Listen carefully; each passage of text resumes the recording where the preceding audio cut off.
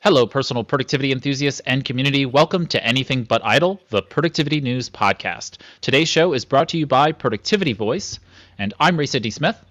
And I'm Augusto Pinaud. And we're your hosts for Anything But Idle. This is episode 42, and we're going to be talking about wellness, productivity, along with all of the week's news. And we're recording this on February 2nd, 2021. Each week, we cover and discuss the productivity and technology news headlines of the week. And today, we have a special guest for the first part of our show to talk about wellness productivity. It is National Heart Month, as well as National Black History Month, and so happy National Black History Month. But for National Heart Month, we thought we would have a person who is an expert in wellness to come on the show and talk to us about all those things related to wellness productivity. Jeff Siegel is a health coach, dynamic eating psychologist, and a meditation teacher. He helps men take control of their health and well-being by training in movement, mindfulness, and mindset. If you want an approach that is scientifically grounded, spiritually informed, and always super practical, Jeff's your teacher. Welcome to Anything But Idle, Jeff. Hello, Ray. Hello, Augusto.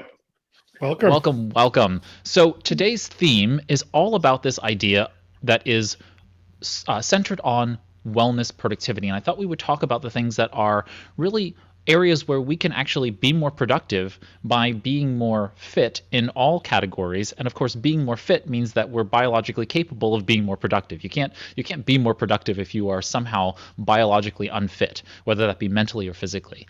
And so I'm really curious, what are the things for you, Jeff, that people struggle with the most when it comes to being fit? And I don't mean like buff like you are, but like just like generally feeling good about themselves health wise, such that they're capable of doing what they need to do without struggling physically. Right. And I like how you say, feeling good about who they are. And ultimately, I think that is the most important thing, is like when you wake up in the morning, you feel good when you look at the mirror. Right. And this is all about getting your biology to work for you rather than against you. Because, when it comes to productivity, when it comes to getting things done, right. And we've all had this experience of being sick, right. It's like you're pretty helpless. You're pretty worthless. Like not a whole lot is happening. Right. So on one end, it's like preventing disease and illness. But on the other end, it's like, how can we move from this place of sort of like normal everyday life and really turbocharge your productivity by optimizing your biorhythms, by optimizing your diet, your sleep, your nutrition, and all these other things that are going on in your body.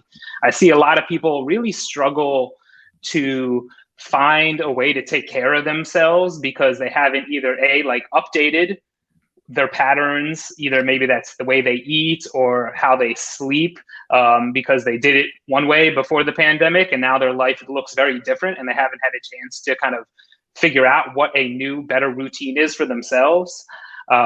Or sometimes it's people that just, haven't spent the time or had the resources to really educate themselves about like, hey, like, oh, I didn't recognize that eating this like highly processed junk food thing is actually interfering with my blood sugar, which then impacts my mood, which then destroys my ability to stay focused and do productive work. So there's all these little pieces that I think are really essential on the education front, on the being really honest with yourself about what's working and what's not working, and then being willing to do some of that nitty gritty work and go in and start tinkering with your routines and tinkering with your lifestyle. I'm always curious about the fact that for most people, it's difficult to find time to prioritize and it's not finding time, right? It's making time to prioritize your fitness, whether that be nutrition, mental health, physical health, and otherwise. What are some of the things that you try to engage people in doing when it comes to, okay, yes, we know you need to be fit. I know I need to be fit. And I happen to be a bit of a fitness geek myself, right? I've always been a runner. I'm very fitness minded, but there are folks out there who are struggling to make that time. What are some tips that you might have for folks who are struggling to prioritize their fitness journey through life? Yeah, I like that distinction, first of all, between the, finding the time and making the time.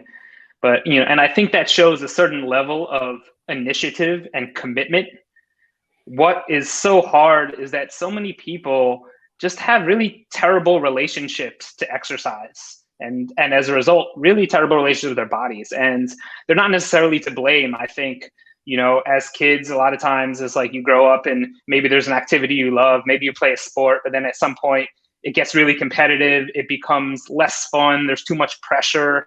And like a lot of times people start to foreclose on all sorts of activities because either, you feel like you're not good enough. You're like, well, I'm never going to be really good at this activity, so I might as well not try it. Or I did it that one time and it wasn't very good. It was really kind of painful. Actually, it totally sucked. Like, I don't want to ever do it again. And so it's like we start shutting all these doors. And then, over time, we kind of just resign ourselves to a life that's very limited when it comes to physical activity and exercise. And to me, that's such a shame. It's like, I want to help people rediscover the joys of movement.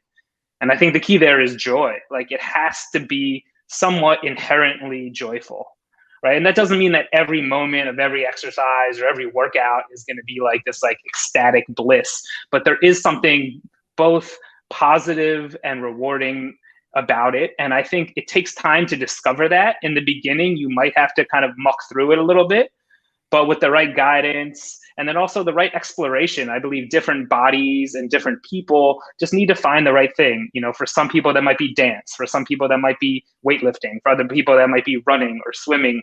The beauty of right now is that it's very easy to access a lot of different movement modalities, on demand, online. And so it's like you can try a lot of things out and kind of see what fits and see what sticks for you. And then start there. And then from there, I think it's really having the commitment and the structure.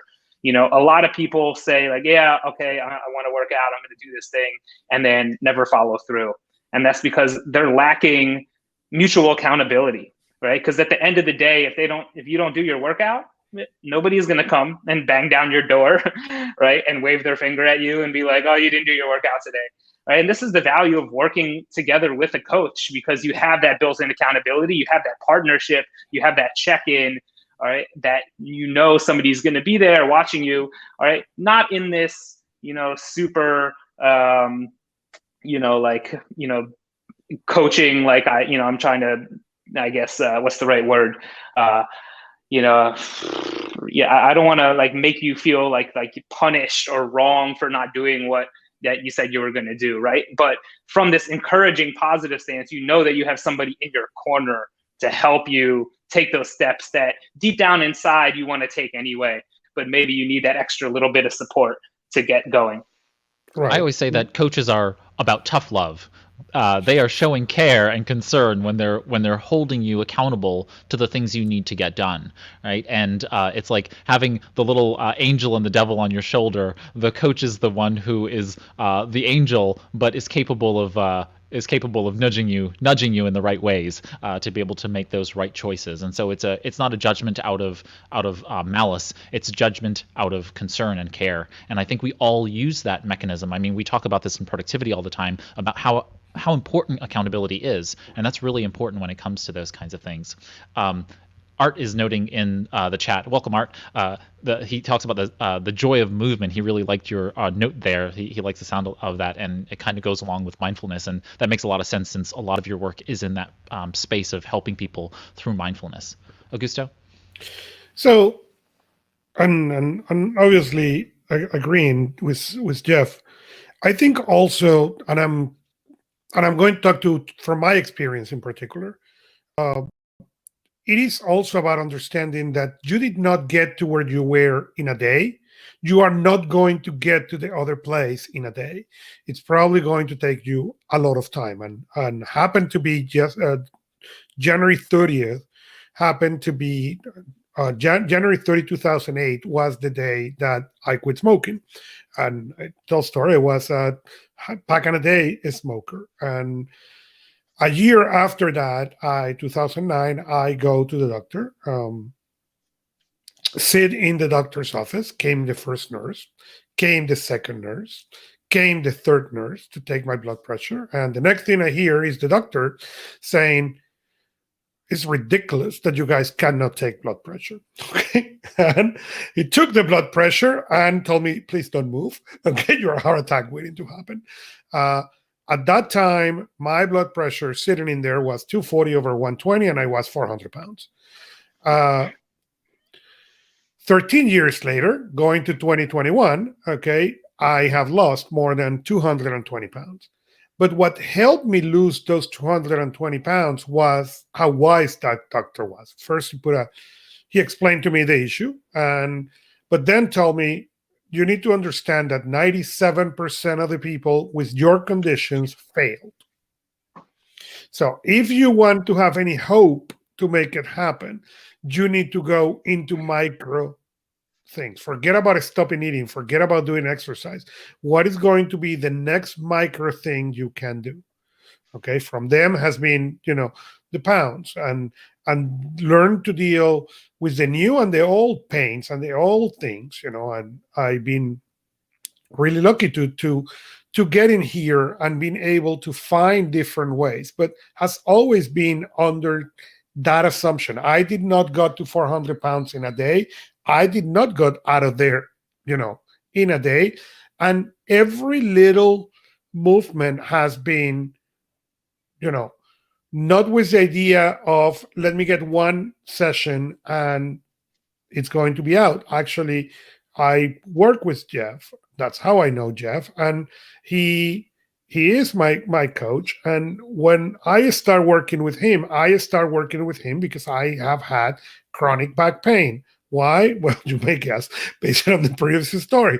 Okay. It was maybe a little heavy, plus I don't move a lot. Okay. And the difference, when I start working with him, I have the good luck to already have experienced some success and understood it was going to take time.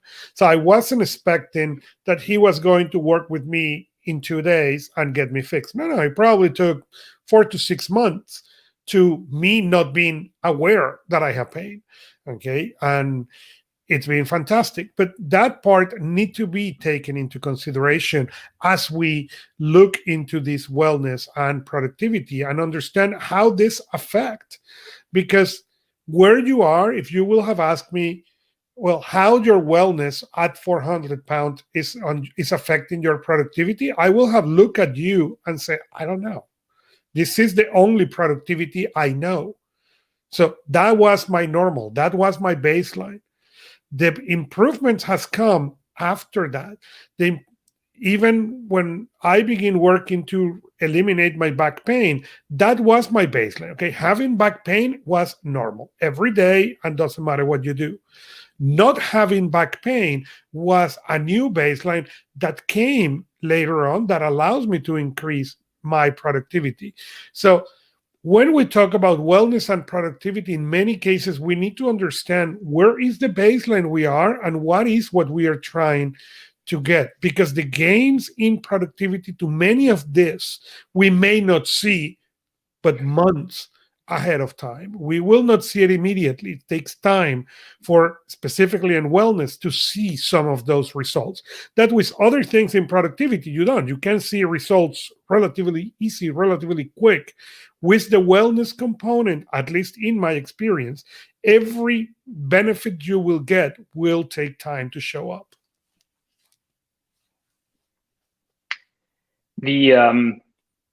The piece that really stuck out to me there, and again, I've had the pleasure of working with Augusto, and I know how committed he is, right? It's like the importance of these everyday little behaviors that add up over time, right? To either undermine your health or to boost it. And I think you were talking about baselines, like getting a baseline. And then the sad part that I see is, so many of us have been living for so long with bodies that just kind of hurt, that ache, that are in pain, that are moody, that are hungry, right? And that we actually forget what it's like to have a body that's not like that, to have a body that feels energized, to have a body that feels capable and strong and resilient. So it's like when you work on these fundamentals of health, it's like somebody coming and lifting this glass ceiling, right? We all live under a glass ceiling that limits our potentials, right? Some of this is limiting beliefs that we have about, our own value and our own worth and our own greatness. And some of this is limited by our biology, and our physiology actually limits the amount that we can get done in a certain day because we either don't have the focus, or we don't have the energy, or we don't have the drive, right? So when we can work with our biology, right, to help lift that glass ceiling, all of a sudden what we can do, right, skyrockets astronomically. And this is the important thing when you're talking about exercise. I always tell people, you should never really exercise to lose something, right? If you're exercising just to lose weight or to burn calories, that is a mindset that usually doesn't lead anywhere helpful, right? You should exercise to gain something, right? And in some sense, that might be physical strength, but I think of it more in terms of just gaining physical autonomy, right? The ability to go out and do things in the world that require your body, and to feel the confidence and the trust that your body will be there with the strength and resilience that it needs so you can do that. Like, that to me is the ultimate reason why you should take care of your body on a daily basis. Yeah, I can't want to underscore that statement more than anything else said so far today. I love that you should want to gain something through fitness. You should want to be able to not remove something. Like losing weight sounds negative. It sounds like kind of victim oriented versus becoming physically fit. And I think of the fitnesses as being a broader category of all of those things that are mental and physical combined. So I think about those things. I consider financial fitness to be an emotional fitness, because we tend to apply emotion to money so much that those are all things that we can do to make us more productive, but we just don't elevate it to that level of importance in our world, when it really should be. And so I really, really appreciate that. That's such a great. I'm loving that. I love the idea that you should be physically fit to gain something. So. Yeah, I have never thought, as you said that, I have never thought about gaining even in 13 years in this process. I have never thought about gaining everything. That was I agree, is the comment of the segment, because yes, that's exactly what it is. I have gained so much over the years. I going back to that guy at 400 pounds. I remember the first thing I gained. I remember it clearly because it was the ability to kneel or go down on my knees and play with my daughter. And at 400 pounds, no, you can't do that. Okay, it took me a while to get there, but that was the first thing I gained, and it's something that I have kept alive, for all these years. But I have never put it into what are you gaining? What can you gain out of this? And you always think on losing the weight, but not on the gain. So thank you for that, because that was amazing. And I've always been in the category of, people would make fun of me because I was always talking about how do I gain more weight. I was always the small skinny kid, right? So I was always trying to gain weight. And I mean, even in collegial settings today, when people talk about, I want to lose weight after the holidays and blah blah blah, and I always say, I'm just trying to maintain the weight that I have on my body. I have a high metabolic rate, and I still get a little bit of cultural pushback from that perspective, but I don't fault anyone for that perspective, because again, society and culture applies this sense of loss constantly on us, and I understand that. The kind of, as we wrap up the segment, I wanted to talk about any little practical tips or tricks that we might want to offer viewers and listeners as it relates to wellness, especially heart health. And so I'll start us off with kind of something that I've been doing recently. And that is, I wear Art is going to laugh in the chat here, but I use an Android Wear OS watch, and I'm in the Android ecosystem, so I have all of the Android devices in my world, and I use Google Fit. And something that Google Fit has done is it's given these heart points that are connected to your ability to elevate your heart rate for a period of time. You can kind of set these goals, and in that vein, I have been trying to make sure that all of my physical fitness activity helps to kind of close that that number of heart points. And it's like a partnership between Google and the American Heart Association, and so it's not a perfect number, but it at least gives me something to aim for. And so you can do these small kinds of gamification techniques in order to be able to do just a little bit of fitness each week that really is going to help your heart. And so I think that's just one little tip I can give. Not being a fitness trainer, not being a fitness expert, but that'll be how it goes. Art is noting here that I'll be upgrading soon enough. Well, if Google puts out that Pixel Watch, you better believe I'll be upgrading. But I actually do like the Galaxy Live watch. The new Galaxy Watch is really quite nice, and I'm like that close to it, Art. I'm that close, but we'll see. Anyway, moving right along, Jeff. What's one small tip that you can offer to folks as we close out? Augusto, I'm sorry. I'm going to jump before Jeff, so we left the expert left, so I can say my priorities before the expert comes. Perfect. Okay. Perfect. So as you recommend that, I will obviously talk about the Apple Watch because that's where the ecosystem that I live, and this has been, one of those additions to all this process of health that has been incredible. I got whenever the Apple Watch came out, I got mine, and it has been incredible to be able to track, more importantly, to be able to go back, and see all the data and analyze that data and even send it in PDF to the doctor, and doctor looking at you like, how'd you got all that data? Here. Okay.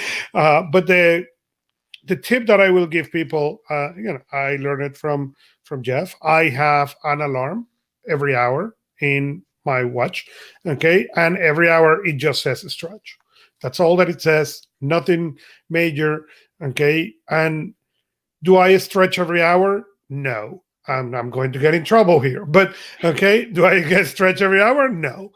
But what that has produced is that I stretch a lot more hours than what I have done ever before.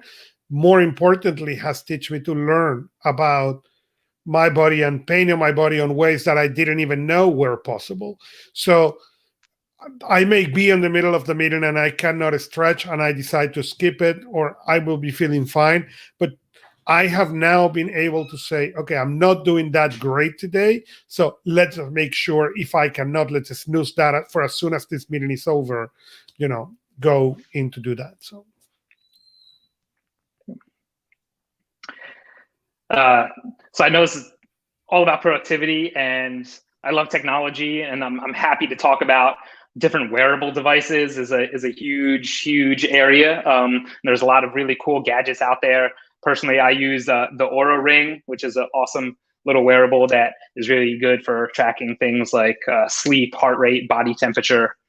But I think the bigger nudge that I want to put out there is really setting up your environment to be conducive to taking care of your body, right?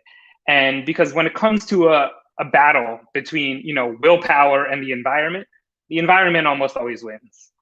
Right? And so, you can probably see here in the background, like I have a pull-up bar on the door.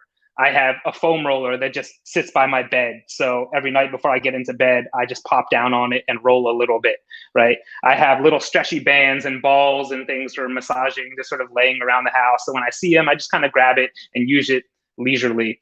And in this sense, it starts to get baked into your day.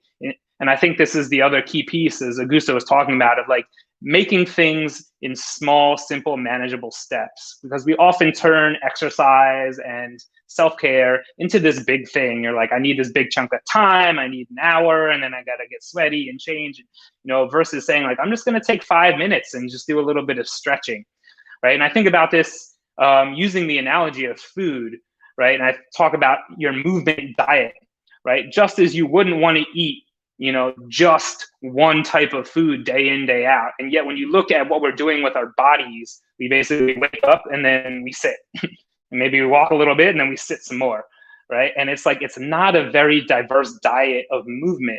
So we're thinking about how can you get more movement into your day? And I talk about movement snacks, right? Movement snacking is this idea that in the middle of your day, you just set a timer for 5 minutes, right? And you just pick one movement or one stretch or one piece of fitness equipment, and you just play around with it, right? And just gives your body and your brain a really valuable opportunity to disengage from whatever it was that you were doing, to come back, to get centered and grounded in your body. And this really helps from a productivity standpoint, so that when you're done with that, I can almost guarantee you that when you re-enter into the work that you were doing, you're going to be coming from a place of a little bit more energy, a little bit more focus than if you hadn't taken that movement snap. Fantastic. I love the idea of movement snacking. That's great. Well, this has been a lot of fun, and I've enjoyed talking to you both about wellness productivity. And again, it's National Heart Month, so everybody just think about your heart and do something to help it. You don't get a pat on the back for the heart attack you don't have, right? And so it's very difficult to really think about this from the perspective that you're somehow benefiting yourself by doing this work that you don't see the outcomes necessarily for.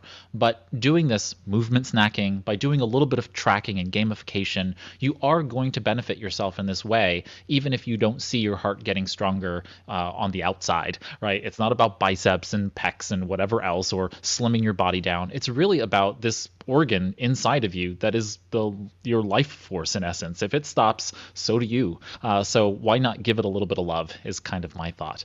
And so Art is noting here in the chat that you could add little tasks to your to-do for movement and activity, kind of adding it to your task list. I think that's a great idea as well.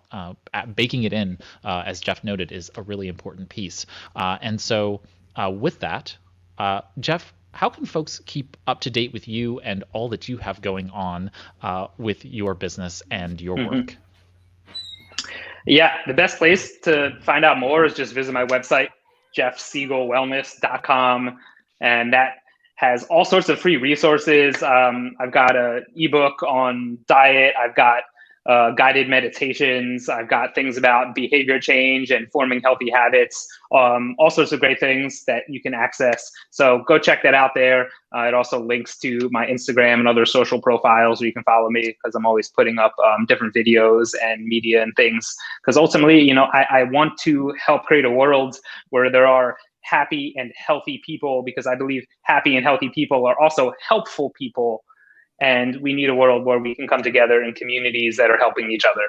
Well, I love it. And I think your Instagram profile is really worth following. You're always putting out interesting things on it. And while I don't spend a lot of time consuming social media, I always enjoy, logging in and seeing the various things that people have going on. And you're always putting out really high quality content and getting people to think beyond just the, doing bicep curls and push-ups and whatnot. You're actually providing, a lot of people go out there and do that. Mm-hmm. There are a lot of these guys who, and women and otherwise, who put out a lot of fitness content, but not a lot of people who make you think beyond just the surface stuff. And I really do that's appreciate exactly that. That's exactly what in my opinion make Jeff something fantastic. He's not going to make me ever get a bicep, but or sweating. That's not going to happen. But he has get me to help into the stretching and the movement and even some exercises, some bands and some stuff to gain. I like that. What are you gaining? So, thank you. Well, thank you so much, Jeff, for joining us here on Anything But Idle, and we'll have you back the next time we talk about wellness productivity. Okay, thanks so much, guys. Thank you both. Take care of your bodies. Take care of your hearts. I'll see you soon. Thank you. Bye, Jeff. Bye, Jeff. All right, sir. We are now going to go into our first set of headlines this week. And so let's get into our headlines this week. Well, the first one we're going to be talking is Apple is launching a Black Unity collection, and they're trying to do a couple of things celebrating Black History Month, and they're putting a couple of things they're putting a special badge for your Apple Watch. They're also doing a special edition special edition watch or bands for that, and they are highlighting Black artists, authors, and developers on their app. So I think this is something really exciting that Apple is doing. Our next, I think it's for our productivity people. Something really excited, and is how you set up Google Calendar offline mode. So Now Google Calendar, like Gmail, will keep the offline. You will be able to move, modify, work with it, and as soon as you connect, it will do the update. And it is a big deal. I think for people who is in productivity, that will be a game changer, being able to use the calendar on the browser on that offline mode. I'm super excited about it. I mean, this is just akin to having Google Drive in offline mode, having Google Docs, having Gmail in offline mode. Now you can actually manifest your calendar. Say you're on plane, train, underground, and you're disconnected from, the internet. You're going to still be able to be productive by having Google Calendar in offline mode. So cool stuff. Next up. The next up is the Microsoft give the Surface Duo an update, and I may be the only Apple fan excited about the form of this device. Anyways, they add the ability to do color to comfort concert conditions, improve the audio quality. I think that was a big deal, but more importantly, improve the touch stability. There's have been some issues about that, so it's going to see where this product is going to take Microsoft or not. I still think it is something that can be really exciting if you are in the Android world, but we will see. So our next announcement is Microsoft announced some fantastic features for Edge 2021. For if you are looking to a Chromium base and you don't want to use Google Chrome, you can now install Edge, and then you can see what they have come. They have finally starting to bring it to par to what Google Chrome has been doing. So the coolest thing I think is that you'll be able to, on the home page now in Microsoft Edge, see your Outlook email. So you'll be able to actually check your Outlook email directly from that home page, which is kind of cool. They're leveling it up to bring all of these interesting productivity features into the Edge experience when you are, kind of baked into your Microsoft 365 environment. So looking forward to seeing what that looks like, how it feels, and yeah, they've got a bunch of other interesting pieces that are coming into the fore. Being able to sleep tabs, akin to how some of these other Chrome extensions allow you to be able to rest a tab. Now you're capable of doing these things upcoming in Edge. Yeah. So the next thing we have is Apple has enhanced with the recently released iOS 14.4 or iPadOS 14.4, the handoff between the iPhone and the HomePod. It's making better, more stronger, and using really the full capability of the U1 chip. So if you have had one of these HomePods, make sure to upgrade so you can get that handoff working much better. What's next?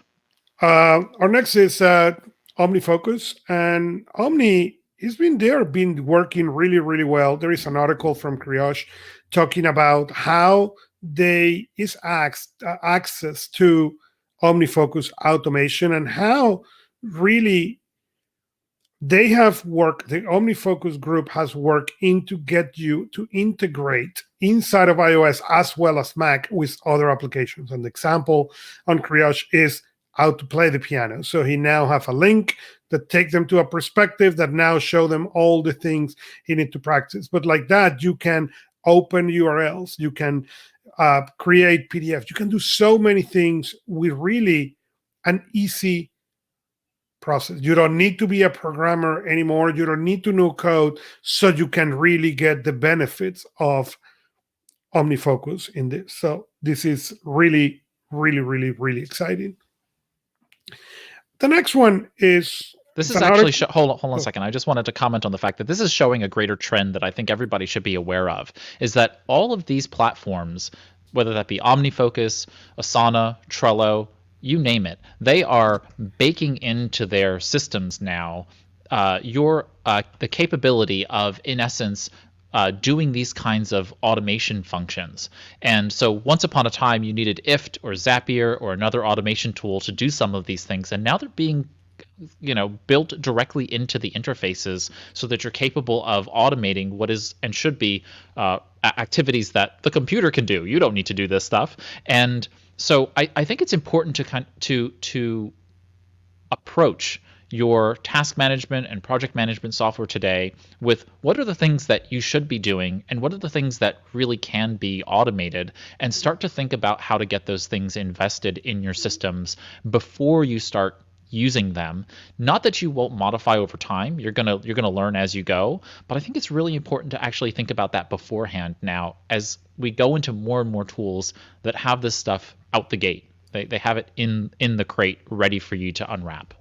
And that, in the iOS ecosystem, you have the shortcuts to also, you can do a significant amount of automation really in an easy way. You don't need to know code. You don't need to be a programmer to do it. That's what make it, in my opinion, really, really powerful. You can do it on the Mac many, many years back, but you need to understand code. This is find Note, connect Note. I mean, really, you can use it. One of those examples is Rosemary Orchard create a shortcut on that goes through the getting things done, the David Allen checklist for the higher level, for all those projects. And it is a long shortcut, but instead of going through the list and trying to capture it, you can get into this shortcut, do all that, and it will populate it into your inbox in OmniFocus. I modify it so you can do it in Todoist too, now that I have moved platforms. But it is really, really powerful, even when you don't know how to code or program. Yeah, so episode 573 of Mac Power Users, Rosemary Orchard just came back to the show. So if you're interested in any of those things in the automation space, they literally call her the queen of automation. She is back on the show for Mac Power Users. So go ahead and check out episode 573 of Mac Power Users for that. Onward, Augusto. The next thing is the e-ink Kaleido 2. And Kaleido. It's like kaleidoscope. Kaleido. And this is the first thing, at least I have seen, of e-ink in color. And actually, it was interesting because we were having a discussion in Productivity Cast about e-inks and colors. And we were discussing with Art Gilwilks about, well, is this useful or not? And it came the comics. How powerful will be to have these comics in colors in e-ink that I can read it everywhere. And since we have that discussion, it's funny because we have seen more and more of these e-inks coming. The picture that they have is a magazine, the Cosmopolitan cover, but you can see more and more these devices coming, and now the e-ink is allowing them to go full color. So I am really excited for the future of e-ink in the next months. I'm curious who's going to be the first one who come with a semi-functional e-ink tablet. Yes, as we have mentioned here in the show, you can use, at least on the iPad world, you can use the colors filters to make it look black and white, or at least in a gray tones, so that way you get an effect similar to the e-ink, help with your eyes and everything else. But I'm really curious who is going to be the first one to bring that e-ink fully functional tablet. Sadly, probably will not be on iOS. No, not at all. But I will have to say, this is really amazing. The e-ink Kaleido 2 is bringing pixel by pixel color options, which is just a great innovation. And so we'll see more and more of e-ink technology coming out there. And I think this is really important for all of us to remember, because the more advancement in e-ink technology, the greater capability for us to have a low power consumption, which is better for the environment, but it's also better for us in terms of the device's longevity. Then you don't have to plug it in every day to charge. You can go several days, maybe a week between charges, and you have this really powerful, highly color accurate device that you can have available to you. I'm very excited and quite kind of bullish about the e-ink market. And I think that seeing these color displays come on board with greater levels of technology, I mean, the innovations here in the color ink here is just really phenomenal. And I'm looking forward to seeing how other companies build on top of this. Now there's a kind of a race to get to high quality color e-ink display and high refresh rate with that color accuracy, so that you can have a low power consumption device that is giving you the same experience that LCD does, and other OLED and other screens are giving us. So onward to our next story, Augusto. Bugs allow hackers to hijack Kindle accounts with malicious ebooks, and they have been discovering bugs. Amazon has confirmed the security breach, and they can go in and access some of the information. They don't know exactly how much. These bugs were fixed on December 10th of last year. The report was on October 17. Even that is really now starting to come to the news. It's not. So, but if you have a Kindle, go update it. Make sure you have the last version so you are not vulnerable to these kind of things. Next is something that I'm going to let you talk about this, because I know this is a news that particularly excited you last week. Oh yes, I am super, super excited about this. And so if you all don't know what a progressive web application is, really all it means is that you're taking an application that you would otherwise experience in the web browser, desktop or mobile, and you are making it kind of experience. The experience around it is just like a normal application, but instead of installing an application, it's a web app. So it's just loading from the internet, downloading all of the innards so that you can run the application, but you're not actually installing it anywhere, and so you're getting around all of those pieces. There are several websites out there that give you access to these progressive web applications, and Google specifically has been slowly but surely creating progressive web applications for all of its properties.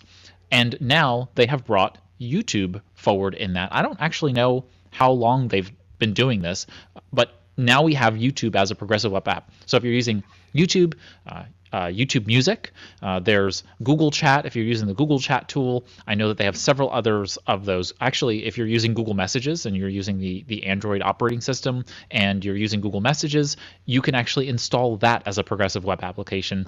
So in essence now, it just acts like a desktop application, but you haven't installed anything on your system. It's just running as its own separate instance outside of the browser, and you can move it around, put it on a different desktop, and interact with it just the same way. It is very powerful.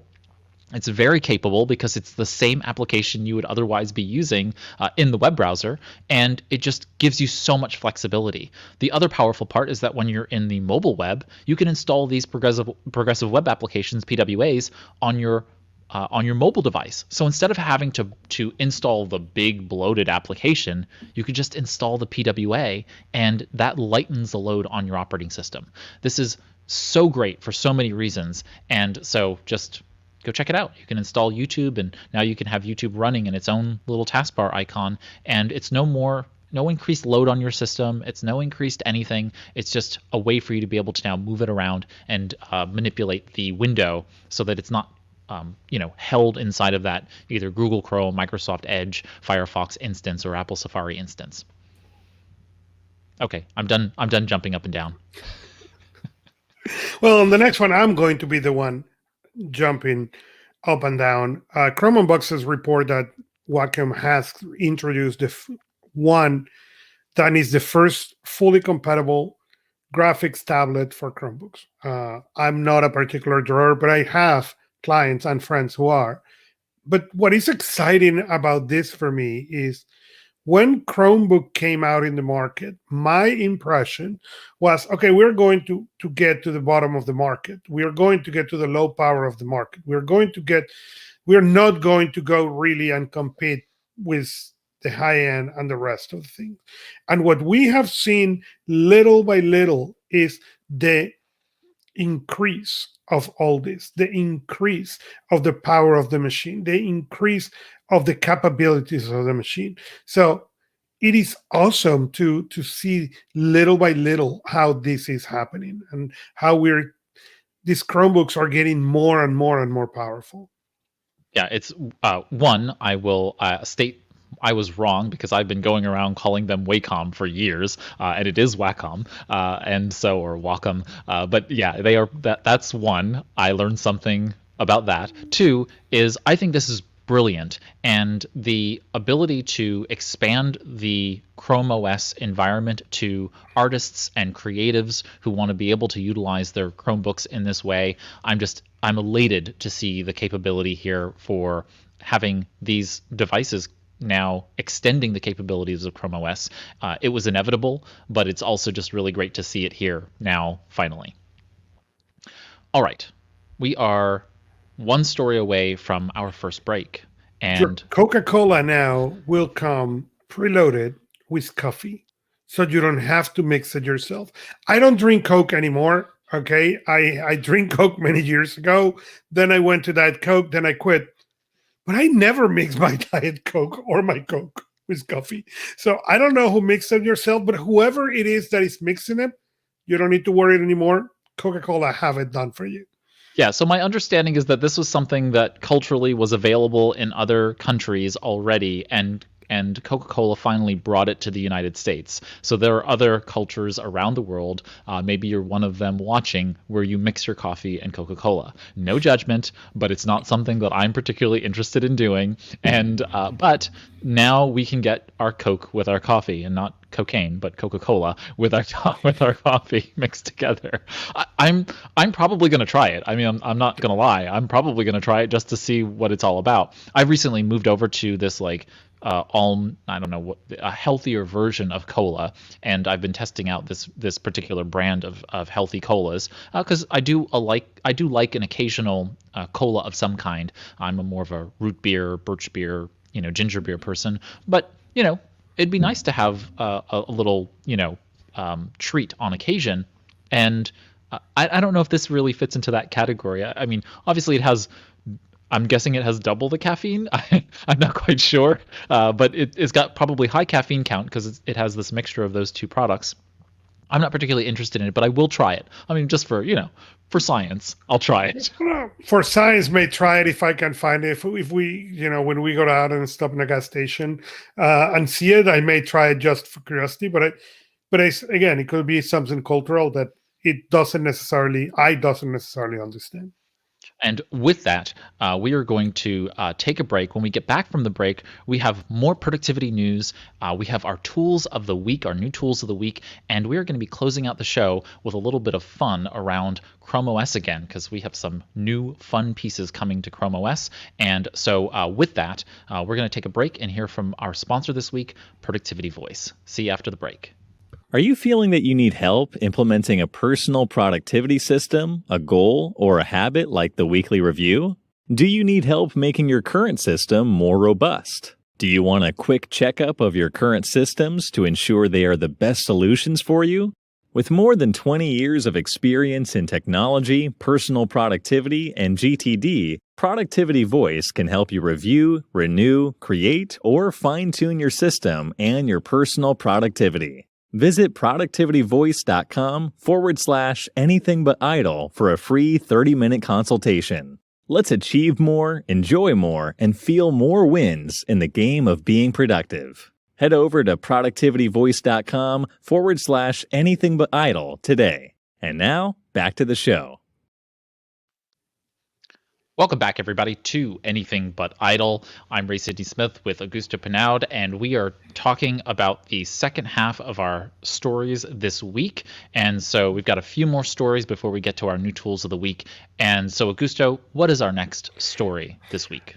Our next story came from the Trello blog and talks about leveling up your tools, your guide to pick up tools that can grow with you. And I really enjoy this article because a lot of times when we pick tools for the current reality. In this case, it's talking about enterprise, but that is not really different on the personal side. and we think on our current reality, our current needs, and don't think about what's going to happen when other things get added, get new, and all those things, can or should be, as the article said, should be part of the considerations. Okay, can this tool grow with me? And as I read the article, I thought about the first iPhone and the to-do iPhone. Okay, and guilty of charge. I went and out of the excitement and the deal I got and everything else, I went and bought the new iPhone. But I did not consider when I did that what was going to happen with my productivity. Okay, and I had a trio that I knew up and down where my system lived, and the first thing I remember was notes on the first iPhone. You could not sort, you could not do categories. Yes, you were limited on the trio, but there was none. Okay, there was a category. Okay, all. Okay, and there was no to-do list. So all these things really, if I look at that with some retrospective, I should not have got the device.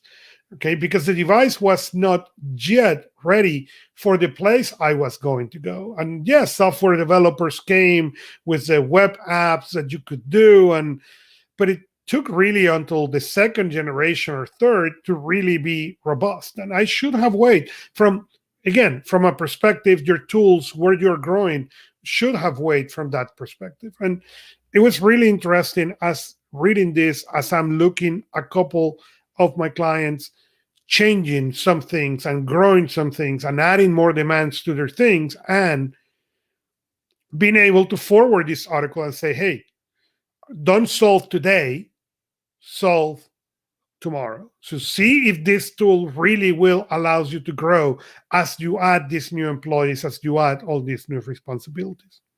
Yeah, you're absolutely right. I mean, most of my work is in helping business owners choose their technology, and this is why this story kind of jumped out at me, because Trello did a really great job of not covering all of the pieces, but really helping to get people aware of the fact that when you choose technology, it is like marrying a person.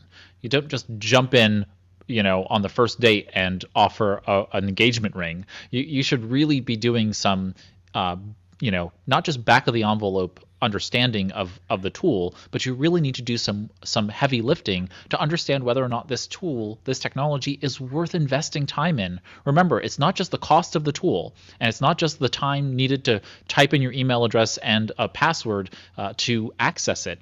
It comes to, are you going to have the right culture that will in essence, embrace the technology.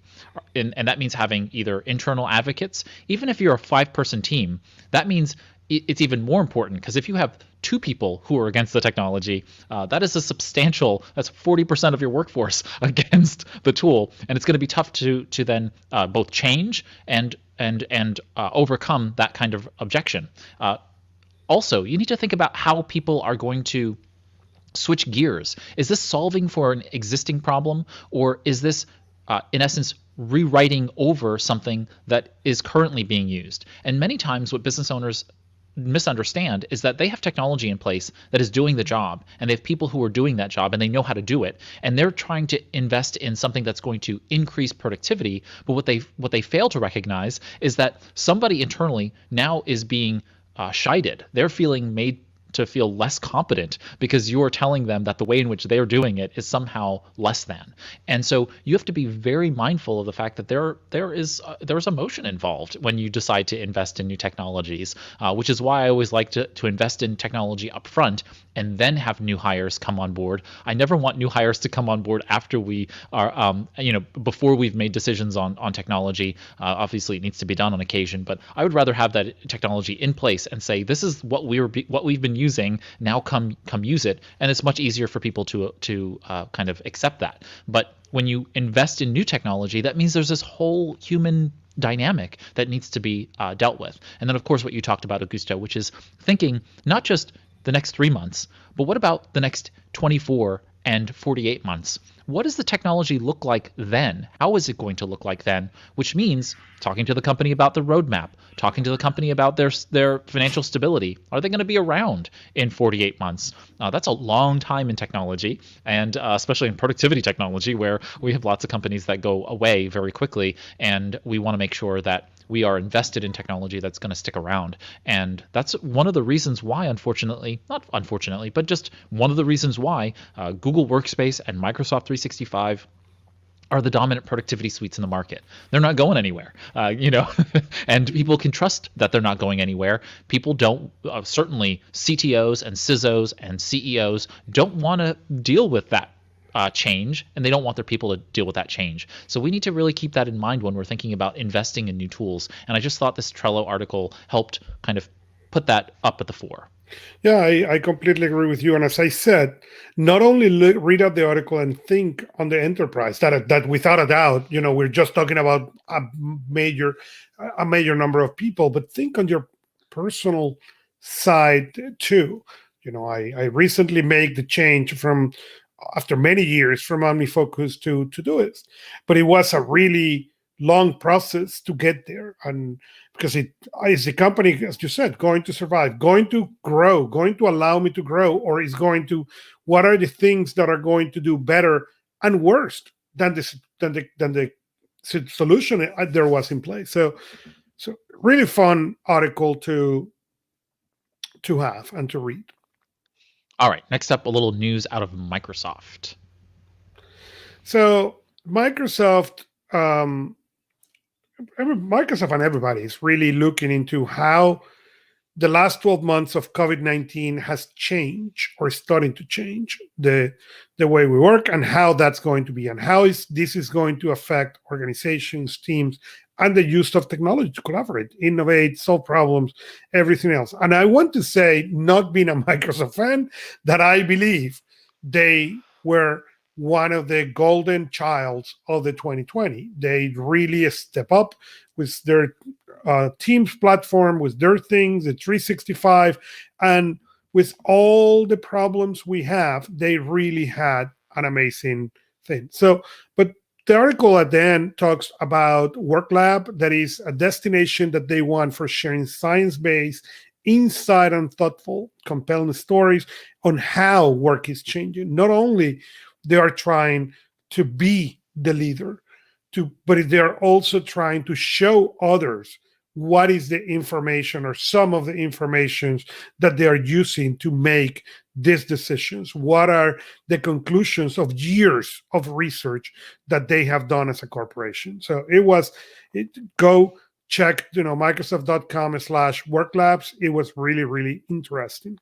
And I typed that wrong. Take off the S. It's Microsoft.com/worklab. For those of you who are in the live show, I mistyped that. But yeah, so the editor, who is Jared Spataro, he's the leader of the Microsoft 365 and Microsoft Teams, and they've launched this WorkLab digital publication, and I'm really interested in seeing what they have to offer. I've already read through several of their articles. They had an article on social capital that was written by Jared Lanier, who's a Microsoft research scientist, and he has really been a champion. A champion, I guess. He's very anti-social media, so to speak, and so he's been a notable social media critic. And as a Microsoft scientist, he wrote this article talking about social capital and how Microsoft has built a new way to meet online utilizing these different technologies. So just like there's some really interesting stuff going on inside of WorkLab, and even if you're not a big Microsoft fan, these are really important things to be thinking about as it relates to productivity in your own world, but also in how you're thinking about productivity in an organizational perspective. And so I will definitely be paying attention to the WorkLab publication and what it's publishing over the next few quarters. All right, next up. Our next is an article from Professor Newport, quoting a lawyer from LA, David Melinkoff, and his productive lack of productivity. And he quote a paragraph on his obituary of 1999, where it says, after the war, David developed a successful law practice in Beverly Hills. He early discovered, however, in his words, that the law thrived on gobbledygook. He wanted to learn how this has happened. And his solution was move to a cabin and write. And what he ended up writing was a book pretty famous in the law world called The Language of the Law. Oh, yeah. I read it.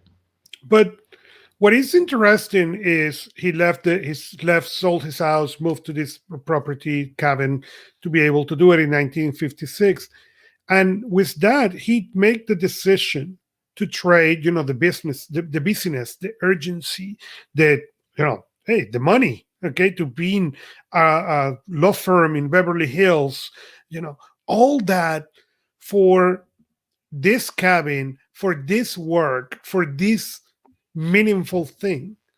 And this article, before COVID-19, may have passed for many people, okay, because they were into that busyness, into that urgency, into that, running. But now a lot of people has come to realize, okay, what I do, okay, what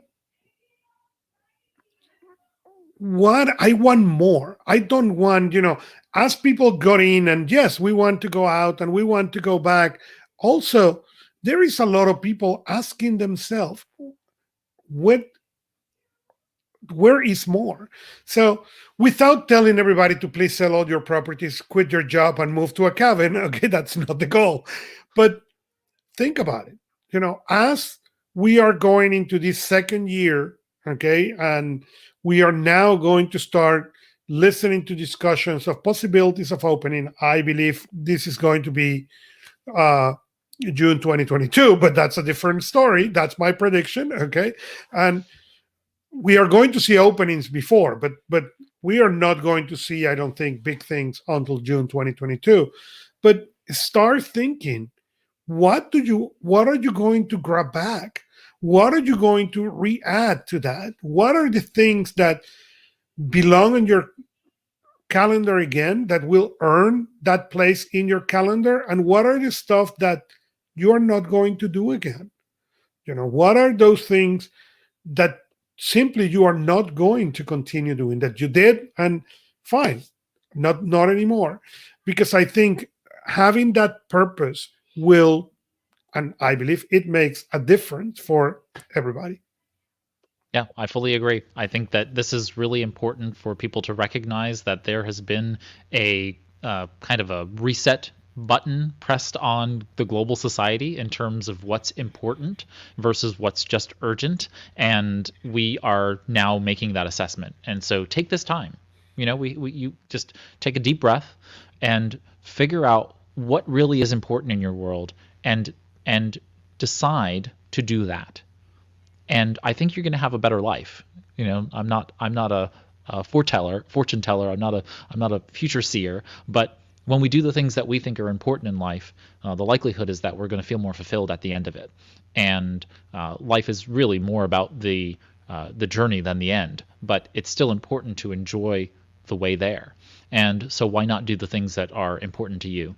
And I think that so many people have been caught in this rat race. How do we get to the next thing and keeping up with the Joneses and all of that stuff? And this story,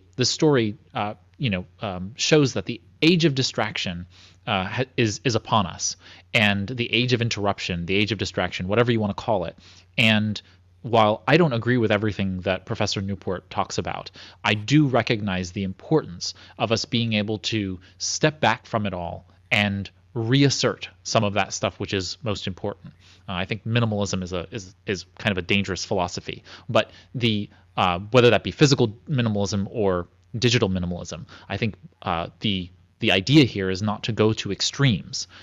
The idea is to find balance both in work and life, but find balance in terms of how much interruption and distraction is necessary and good for us versus that which is negative and unhealthy for us. And there's always going to be some level of that. I mean, if you want to remove all distraction and all interruptions, then maybe moving to the middle of the woods, a la Mellenkopf, is going to work for you. But it's not going to work for most of us, and it would be potentially detrimental to some of us. So I think it's important to find balance among those things and not trying to hold to any extremist ideologies. And so, the article was interesting in piquing my remembrance of that fact and helping to kind of promote the reality that we should have kind of a reset, so to speak, in that vein.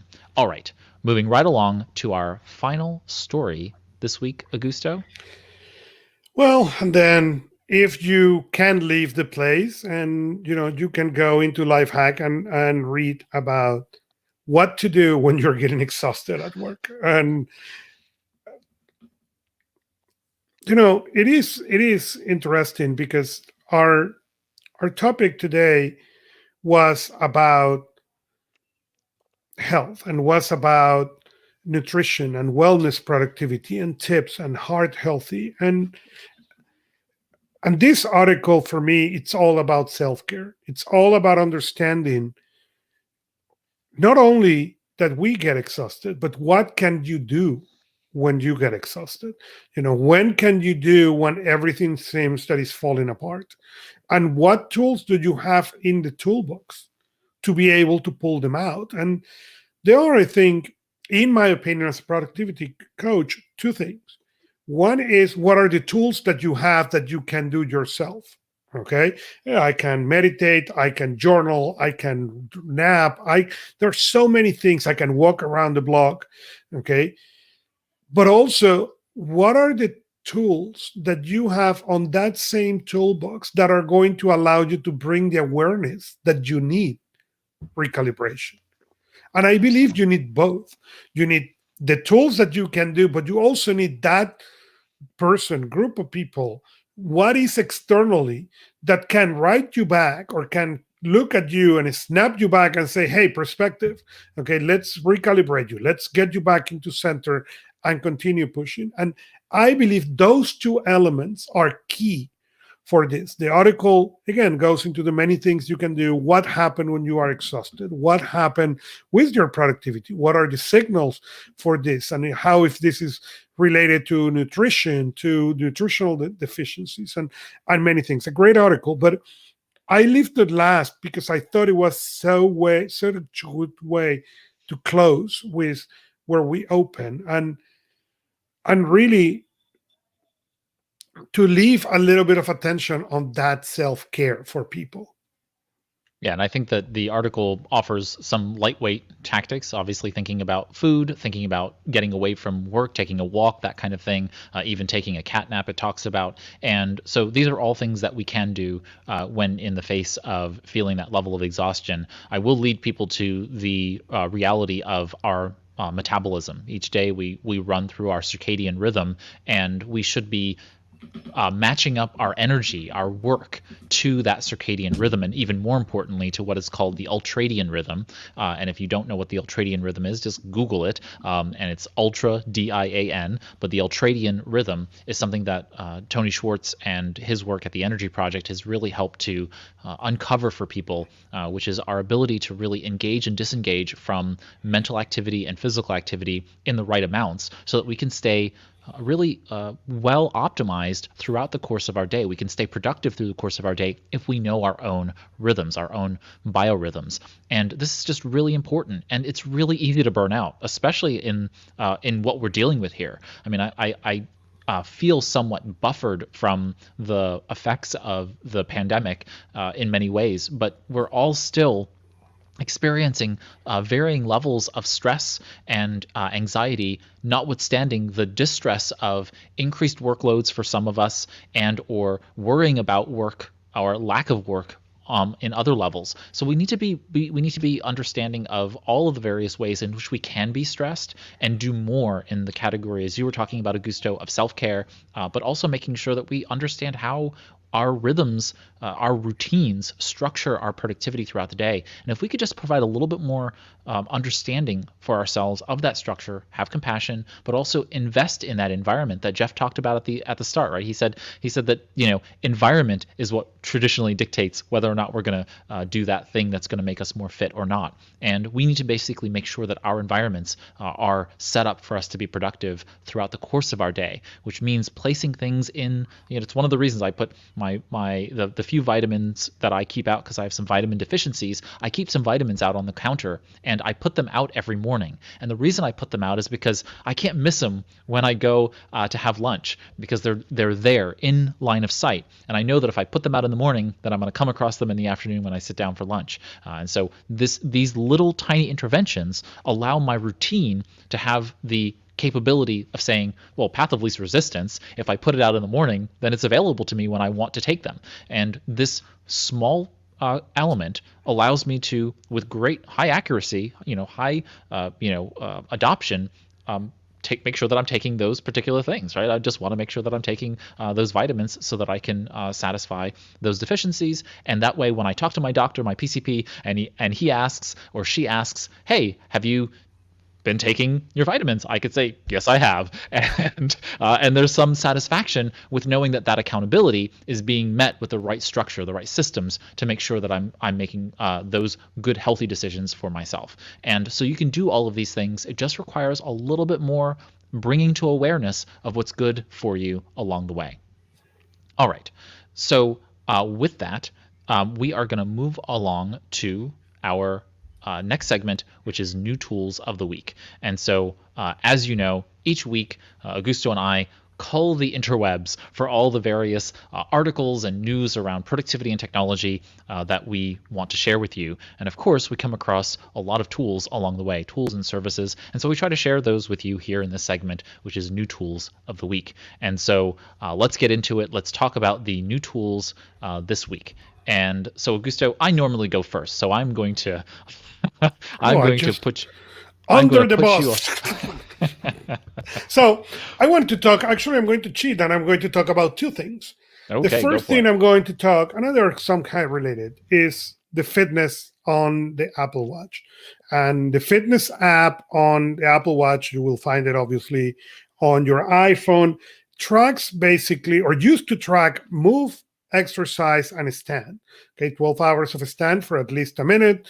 The 30 minutes of exercise, you can adjust it, and X amount of calories. Now they have, different trends. They let you know, what are your move trend, your exercise, your stand, how minutes you're standing, the distance you are walking. And if you have newer Apple Watch, your cardio fitness, your walking pace, your running pace. That said, it is a fantastic tool, in the theme of nutrition, of wellness, to know that information, to set those goals for health, to be better. It doesn't matter if you set it at the lowest possible level, even if it doesn't matter if you close the ring, but it matters that you check how you are doing. Because if you are doing 500 steps every day and you can start bring that to your awareness and start doing 550 or 600, now you are winning and you are doing this much better. So the second app I want to talk is called Streaks. And Streaks allows you to create your own trackers. Okay, that's the application. If you guys are watching the podcast, if not, you can go to the Apple stores, check the link on the notes. But basically, the idea of Streaks is based on that comment or that article from Seinfeld of the keep the chain, don't break the clips, don't break the chain. And the difference with this is you can create your own. You can mark them. You can decide if it's one time, multiple times, about exercise, about health, about other things, about writing, about whatever. Okay. But it's going to keep for you all that statistics, all that data that is going to allow you to get closer to your goals. This is very interesting. Very cool. It is an amazing application, if I may say. Yeah, I'm looking forward to seeing and checking more out about it. So wonderful. All right, thank you, Augusto. Next up is a new application that I've been trying to solve for this problem. So this is Beeper, and I've been trying to solve for the problem that now there are so many different chat applications, messaging applications. There's iMessage and WhatsApp and Signal and Telegram. Telegram is my preferred app, but it's not the app that everybody in my life uses. I have a family chat that uses GroupMe, and which is a company owned by Skype, which is owned by Microsoft. I don't know why, but the idea is that there are all these chat applications, and just having some centralization of them would be nice. Well, Beeper is trying to solve that, and so they currently handle 15 different chat applications or networks, and they are trying to bring those all together in a single interface. Now, it is a very difficult process, and so I am really interested to see whether or not they can actually do this in this project. And so, as you can see right now, they currently are covering Signal, Instagram direct messages, WhatsApp, Twitter, Slack, WhatsApp.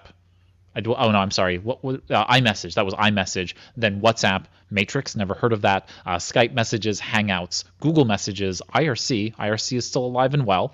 Discord, I was Telegram. surprised by that, by the way. Right? But it actually is a really great still platform for a lot of people. Discord, Telegram, and Facebook Messenger. And so they are currently handling quite a number of chat networks, including their own, which is their Beeper network. And so you can really see this centralization and how you can actually be more productive, and by not having to, one, jump back and forth between different tools.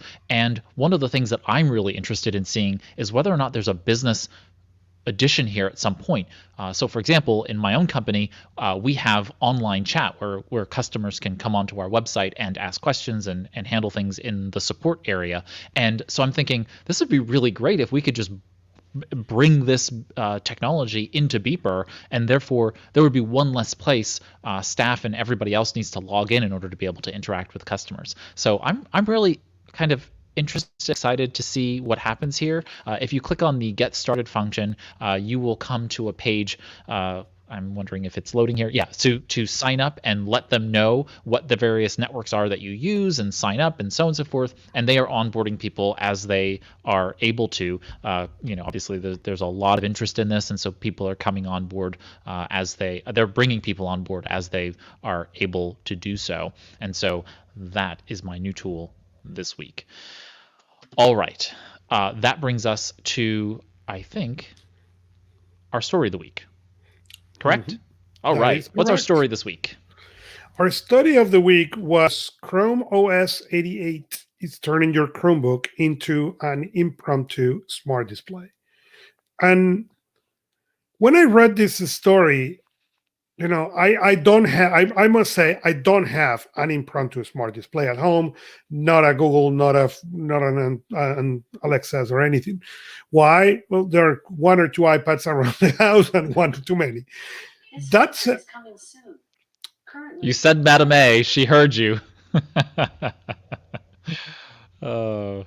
And of course, I released the device for me and everyone who was listening live. You're welcome. I'm sorry. But it is really interesting because as all these screens has been available, is something that I have not seen before. But as soon as I saw it, I said, you know what? This is really powerful because we have all these devices all around. There is no reason why they cannot turn into this impromptu smart display. So I got really, really excited. I don't have a Chromebook. The Chromebook I have is it's a Surface we have talked about on the show that was turned, was never were into. Right now is a version 87. So I hope they upgrade it to 88, or I may need to go to a store and get me a Chromebook to be able to play with this. Well, I just updated all of my Chromebooks to 88 for this purpose, just to test it out. And I actually, when I first thought about it, I thought, there's no way that I'm gonna like this. And then as I gave it more consideration, I realized that it's actually probably a really great addition to the platform, in the sense that there are a lot of times when your Chromebook is going to go into screensaver mode, and at that lock screen, you're going to be able to see the weather. You're going to be able to see photos of your family and friends and things of that nature that it's just nice. I do have Google Home Hub displays throughout my office and home, and so I like the ability to be able to see, like, my grandmother is someone who was near and dear to my heart before she passed, and so I have a whole group of photographs that are consistently scrolling on my desk with pictures of her, and there is something very gratifying about being able to see her just on a regular basis. You know, what I in years past I would not have done. I wouldn't have opened up my phone and gone into Google Photos and looked at old photos. I'm not a sentimental, I guess, enough to go do that, right? But I definitely feel the loss of her even these many years later, and being able to see photographs of her laughing and her interacting with her great grandchild and things of that nature in the photographs, I have to admit, has been really, really fulfilling and rewarding for me. It's brought me wonderful little moments of joy in and amongst the stress of daily life.